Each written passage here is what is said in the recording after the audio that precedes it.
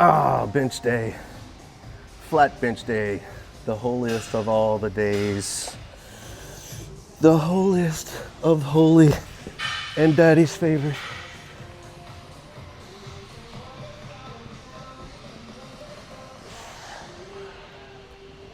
I can see already if this is gonna start being a thing, and I'm gonna have to bring a tripod into this place, which I really don't want to do.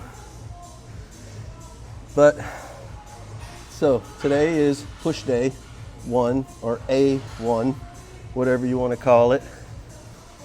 There might be some argument as to what the best chest exercise is, but anybody who says it's not flat bench is wrong. So we flat bench around here, barbell specifically. If the barbell bench hurts your shoulders, stop being a pussy and do it anyway. So because I come every day, I only have to knock out 4 or 5 sets. So that means every 3 weeks I get 3 of any workout in. So it averages out to about 10 or 12 working sets. So because I only have to do 4 or 5 sets per session, I can just stay on one exercise.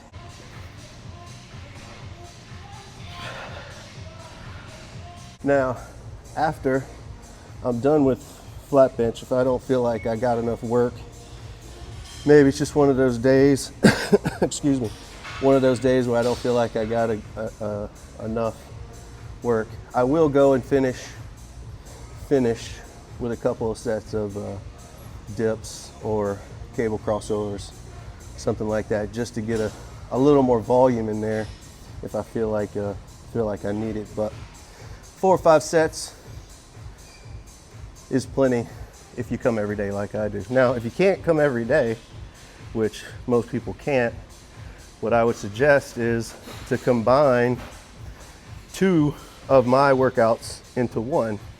So you could do push day 1 and 2 on the same day and get like 8 sets. So you could do 4 sets of flat bench, 4 sets of incline, and that could be your push day. And then combine my 2 push days with like 3 or 4 sets of rows and 3 or 4 sets of pull-ups, pull-downs. That could be your pull day. And then legs, figure out how to get 6 or 8 sets of those in. And that's pretty much your whole week, honestly. So if you don't have the time like I do, but like I said yesterday, my workouts only take 30 or 45 minutes. So I can knock it out in 20, honestly. If I just skip the isolation stuff, I can knock out 4 or 5 sets with 3 minutes in between. I mean, you talk about 2 warm-up sets and say 5 working sets with 3 minutes in between. That's 20 minutes. You're in and you're out. So I don't know. I don't buy the whole I don't have time excuse, because everybody passes. Almost everybody probably passes a gym on their way to work.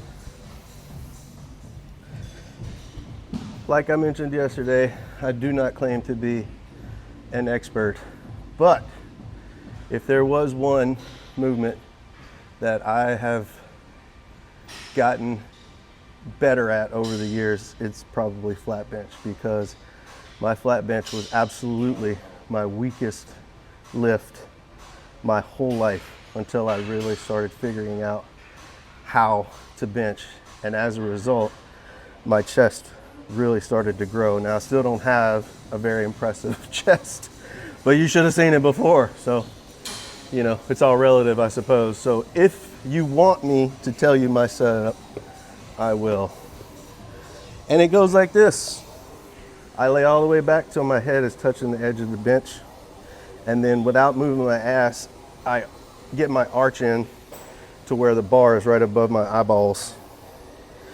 And then I'll lift my ass up to unrack the bar to take a little pressure off my shoulders, because it's still kind of behind me. And then as soon as my ass touches the bench, that's when I know I'm ready. Feet firmly on the floor. Some people like this, some people do this. I like them flat. That way you want to feel like you're pushing yourself. Like when you're pressing, you want to have that leg drive, like you're pushing yourself off the bench, but the weight will have you pinned. So that looks something like this.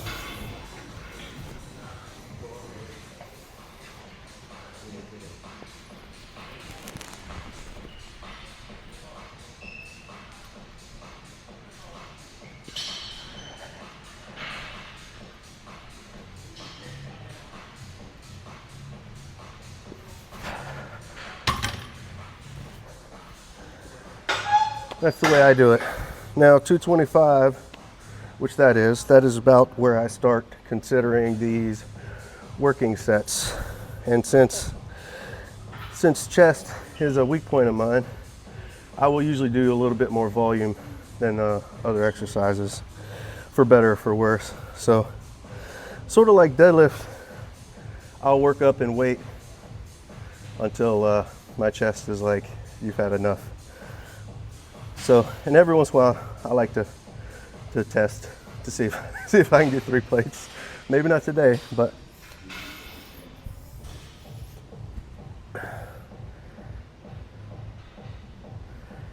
so my general philosophy with upper body is higher reps, because of the opposite reason I gave yesterday for lower body. Lower body's built for endurance, so I like to stay lower reps. Upper body, not so much, so I like to keep it in a higher rep range, but not so high. So like 8 to 12-ish. I know, groundbreaking.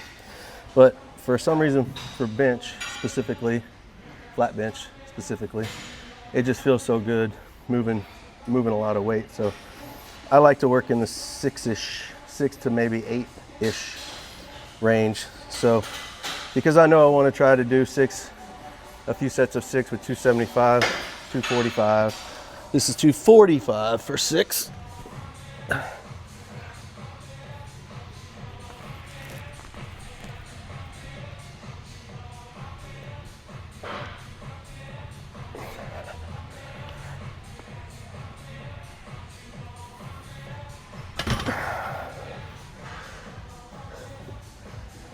If y'all would have seen me benching, I don't even know, 3-4 years ago, the transformation would blow your mind.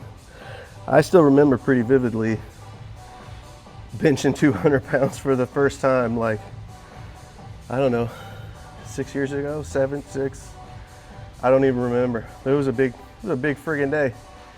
And then the first time I benched 2 plates by myself, like without having to call somebody over here. Big day, like birth of my children, getting married, 2 plates. Big day. 275. Try to get 6 of them.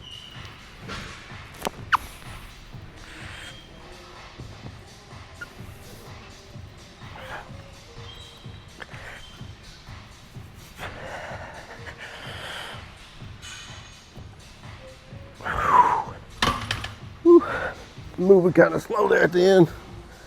Good grief.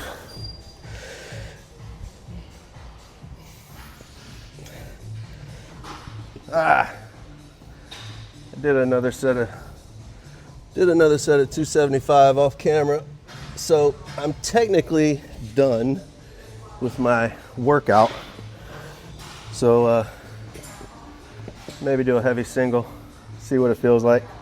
I know it looks like 3 plates, but that's a 35, so it's 295. Sneaking up on 300, see how this feels.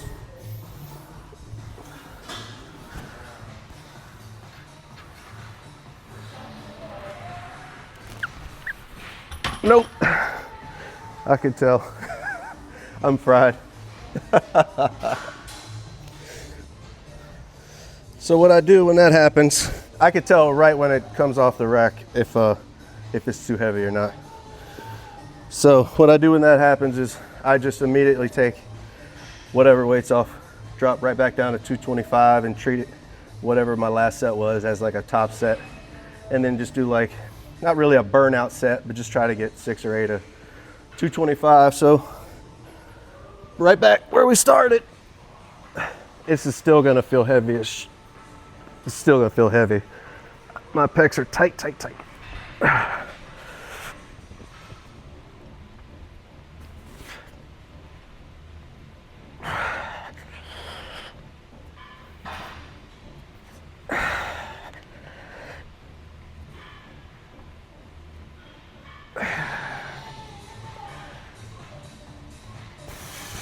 God. It doesn't help that there's a really terrible song playing right now too.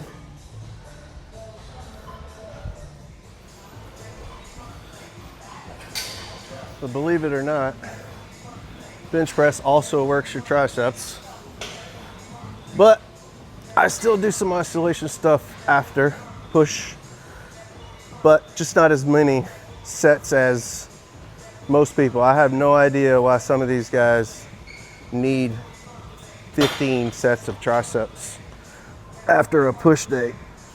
I don't have to tell you, there are lots and lots of great tricep exercises. This one just happens to be my favorite, anything overhead, because of the stretch. Oh.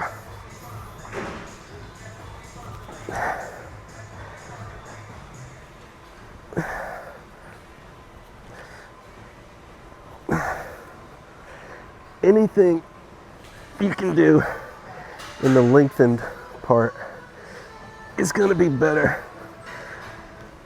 So overhead, much better, in my opinion, than push downs. Although push downs are just fine. If those are your favorite, you just pick your favorite and do that. They really don't need all that much extra work. So usually what I'll do is I'll do, like if I do 6 working sets for chest, I'll do 3 working sets for whatever isolation movement I do.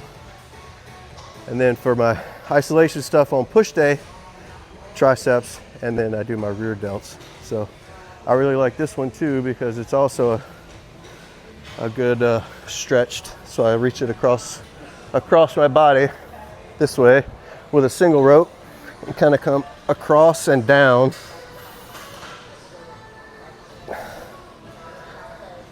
A lot of people forget about rear delts.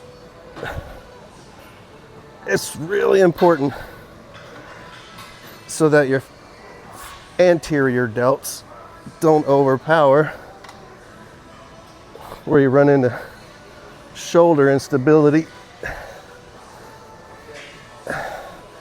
And I really like the isolateral one like this so I can get that big stretch across my body.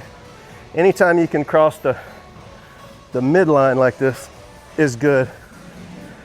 So even if you're doing like cable crossovers for your chest, you can squeeze them. One of the big benefits is you can squeeze them past the midline.